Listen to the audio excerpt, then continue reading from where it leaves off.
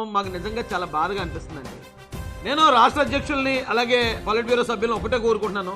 ఒకవేళ ఆయన సీఎం చేయడం అనేది పెద్ద ఆయన ఆలోచిస్తారు, దానికి ఇంకా సమయం పడుతుంది అంటే ఓకే, కనీసం ఆయన ఇమీడియట్ గా డిప్యూటీ సీఎం గా ప్రకటించండి సార్.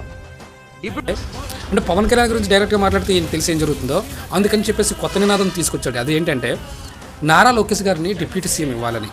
ఆయన ఎక్కడో ఒక మూలని నార్మల్ కేటగిరీలో ఉంచడం నాకు నచ్చలేదు, నా ప్రాణం పోతుంది, ఎలాగైనా సరే నారా లోకేష్ గారికి నేను డిమాండ్ చేస్తున్నాను, డిప్యూటీ సీఎం నారా లోకేష్ గారికి ఇవ్వాలి అని. నిజానికి ఈయన ఆలోచన వేరు.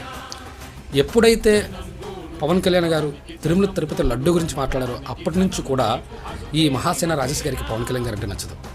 దానికి ముందు ఎమ్మెల్యే టికెట్ ఈయనకి అనౌన్స్ చేసి అది జనసేనకి కేటాయించడం వల్ల ఆ విధంగా కూడా పవన్ కళ్యాణ్ గారికి ఈయనకి పవన్ కళ్యాణ్ గారు అంటే నచ్చదు.